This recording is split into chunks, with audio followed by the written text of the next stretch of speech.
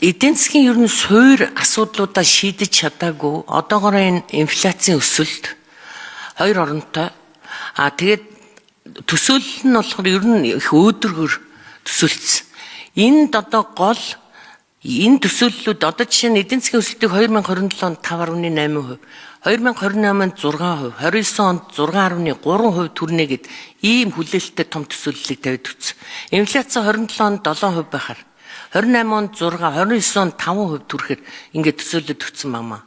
Тэгэхээр үнэхээр энд одоо яг хурц ажиллах энэ эх 3 жилд энэ төсөөлөл хэр магадлалын хувьд одоо бодиттой байж чадах юм? Эдийн засгийн хөгжлийн сайдаас асууя. За. Жадан би инхвэр сайд хариулъя.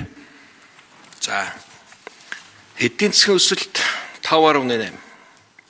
Өнгөрсөн онд бид 6.8-аар гарсан.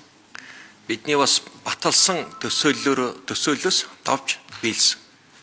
За 5.8 гэдэг нь хэр өндөр юм бэ? Ер нь Монгол улсын потенциал төвшин манай аж үйлдвэрлэлийн экспортын уул уурхай ингээд худалдаа үйлчлэгийн гол чадхаа ингээд дүгнээд үзэхэд нэг 6 орчим хувьд байгаа.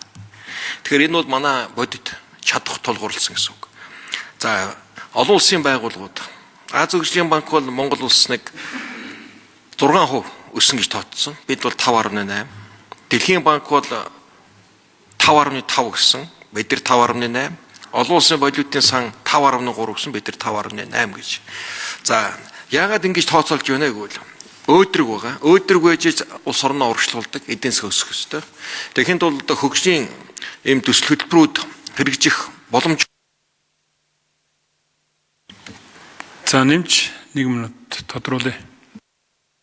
Хэдэн гол зүйлүүд байгаа. Ер нь нүүрс олборлт нэмэгдэнэ, экспорт нэмэгдэнэ, хил дамсан төмөр замын холболттой ажлууд ашиглалтанд орно. Бомбтуудын гарц ухаалаг, худалдаанд учирж байгаа саад tutгруудыг үндсэндээ арилгаад зэгслээ дуусч байна. За оюутлогоо дох одоо зэсийн бажимал дахь цэвэр зэс агуулга нэмэгдэж байна. Төмөр хөдрийн олборлт тээвэрлэлт нэмэгдэнэ. Зэсийн үн түүхэнд хөндөр төвшөнд гараад ирлээ.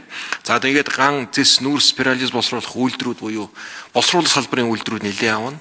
За хүнсний өвсгөл, цагаан галт, атрын хөтөлбөрүүд үргэлжлэн энийг гадаад дотоодын зээлээр үргэлжлүүлэн дэмжиж явуулна.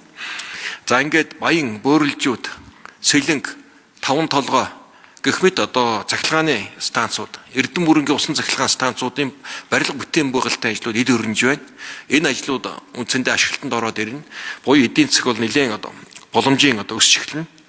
За ингээд дээрээс нь гадаадын хөрөнгө оруулалтаар хэрэгжүүлэх томоохон төсөл хөтөлбөрүүдийн саналууд орж ирж байна.